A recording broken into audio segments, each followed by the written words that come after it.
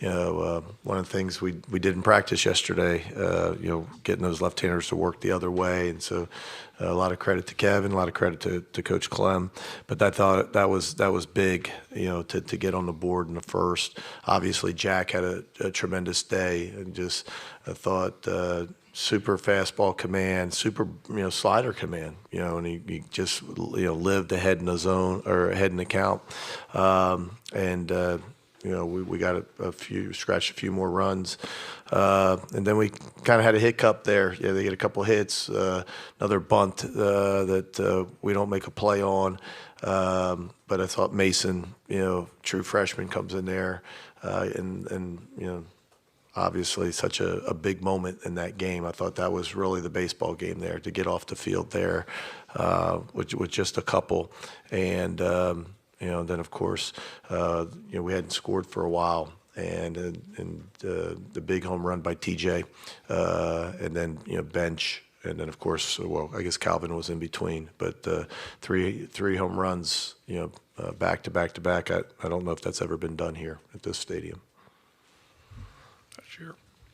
Okay, questions for the student athletes, and we'll start right here. Michael. Michael Katz, Daily Journal. Jack, I think this was your first start in almost 3 months, almost to the day. How's the last day kind of been for you in terms of handling emotions, and how do you kind of keep yourself composed given the gravity of the game? I tried not to think about it too much. Just wanted to go out there and be myself. Found out yesterday that I was starting. My mom actually got mad at me because I didn't tell her. I didn't want to think about it too much, didn't want to get in my own head. I just wanted to go out there and pitch. Okay, right here. Austin Elders with the Rebel Walk. Mason, coming in a situation like that as a true freshman, what does that do for your confidence when you come in a situation like that? You only allowed the one run there towards the end of that inning, but then you get out of just a huge situation. What does that do for your confidence? It was great. God gets all the glory for that, though, because I asked him for some peace and some strength before I went out there, and he gave me both. So I was just so excited to get out of it for the team. It was a great opportunity, and looking forward to the next couple of days. Okay. Nick Suss with the Clarion Ledger. Mason, kind of what did Mike say to you before you started warming up, and what was the mentality approaching somebody like Graham, who is so successful? Yeah, my mentality was I know that Graham's a great hitter, but whenever I came in, I just wanted to throw my best pitches.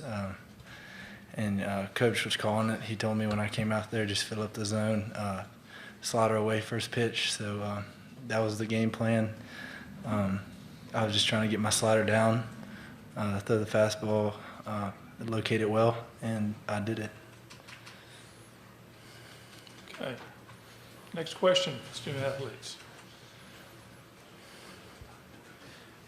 Briley from Mav Radio. What set the tone in the top of the eighth inning when you hit 3 straight home runs?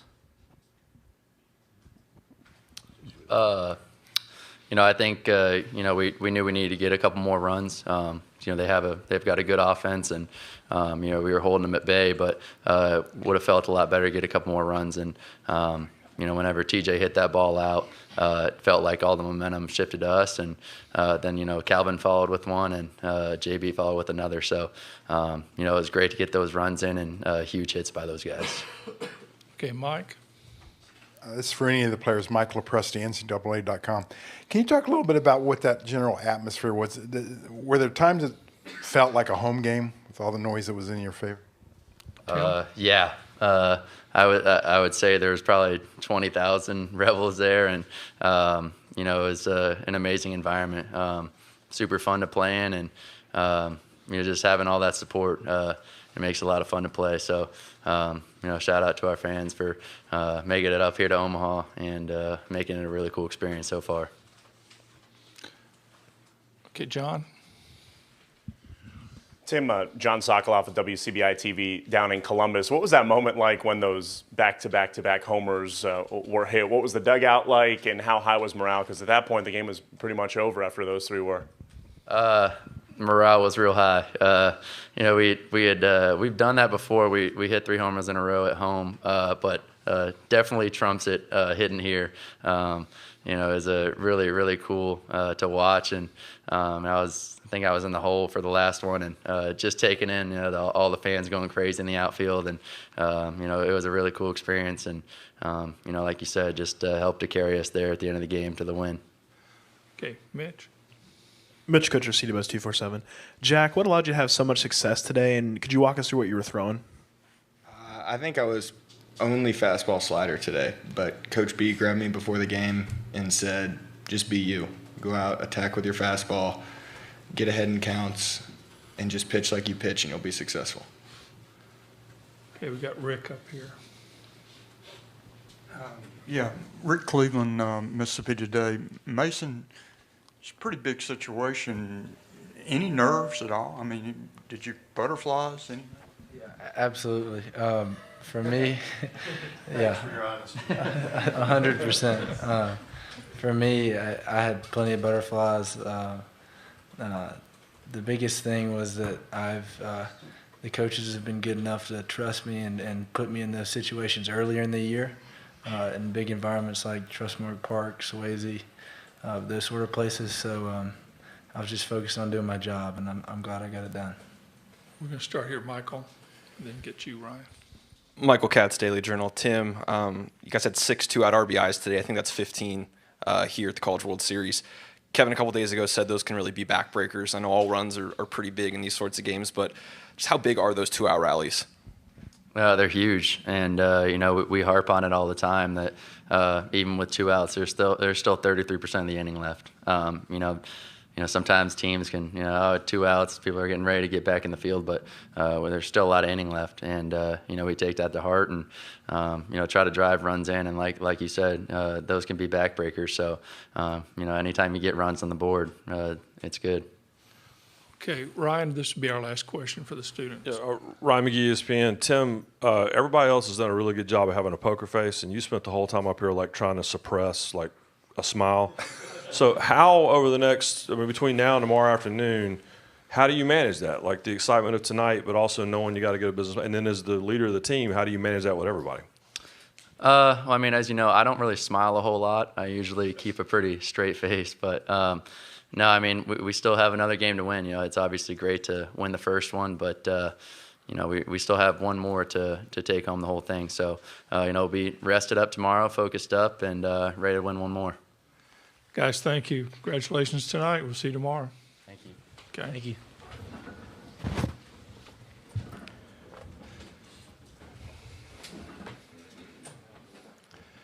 Yeah, cheer up. Cheer up. Okay, questions for Mike, and we'll start right here with, we'll get down here. Michael Katz, Daily Journal. Mike, you brought up how great Jack was today.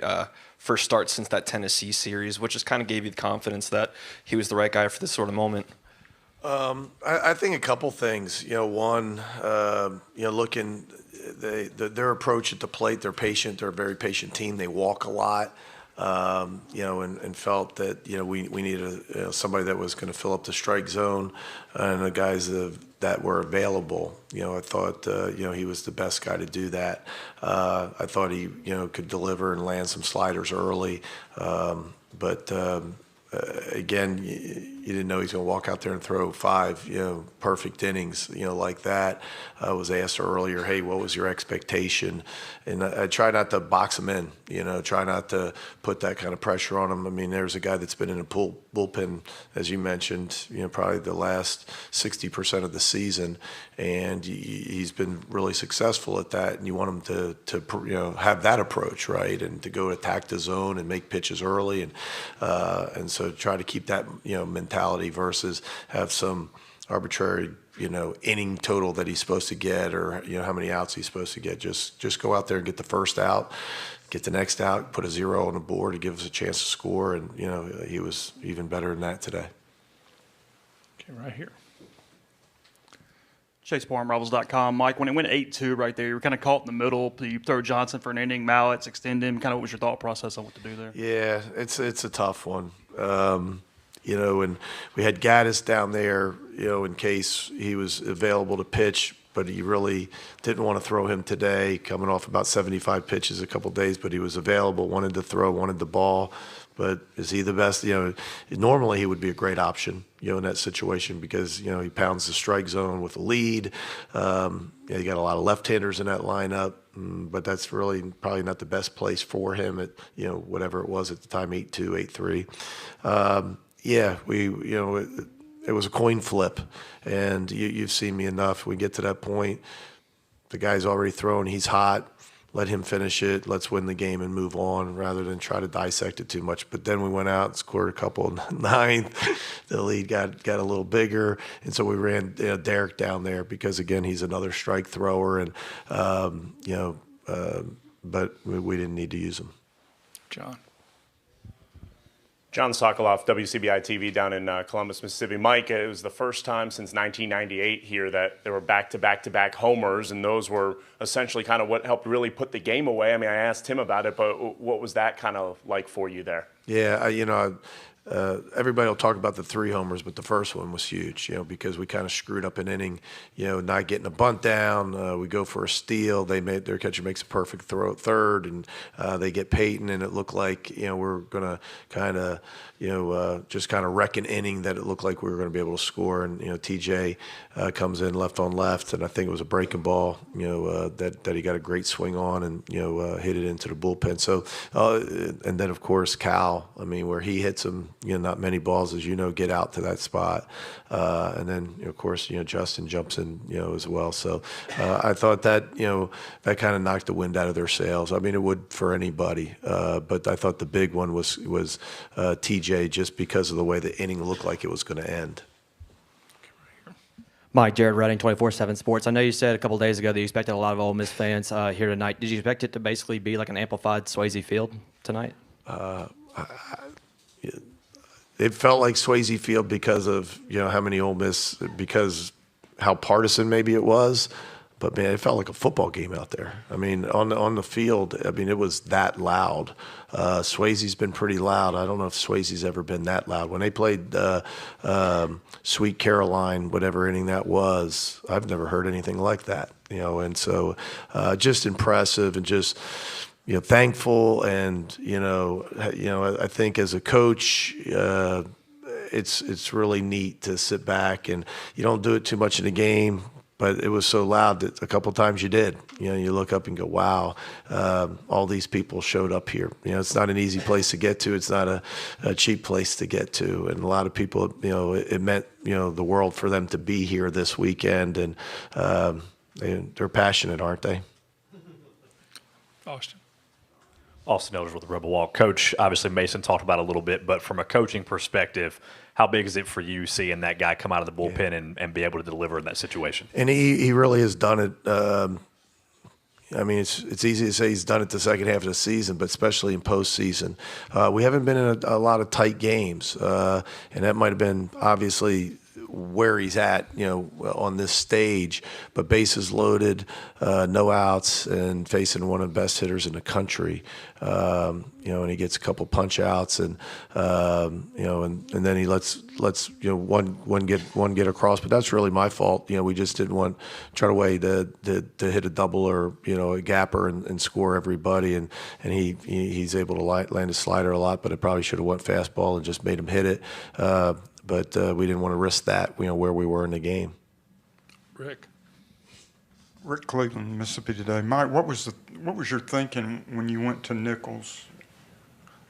A lot of people, in fact, I thought you might go to Mallets at that point. Yeah, I thought it was a little early for Mallets. At that point, you're looking at outs and how do we get to the end? And now again, if I knew it was bases loaded and it was 4-1, then maybe I would have done it differently. But sometimes it doesn't work that way. It doesn't work as perfectly as that.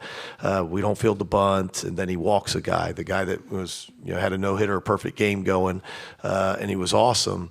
But all of a sudden we misplay a bunt, a couple base hits, which is obviously part of the game. But then we don't field a bunt. We don't get an out. and then he walks a guy. And so Mason was the guy that was up at that time and hot and ready to go. Mallett's wasn't ready, and so sometimes.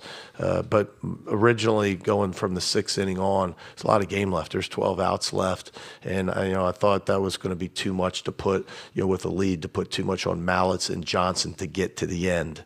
We wanted to see if Mason could get us an inning or two. Oops. Colton Sully, OU Daily. Coach, just want to ask you about facing Cade Horton tomorrow. Obviously, was previously committed to Ole Miss. What unique challenge does he bring on the mound? He's really had a great last month or so, and coming off of surgery, and he's got tremendous stuff. Saw a little bit of his game again.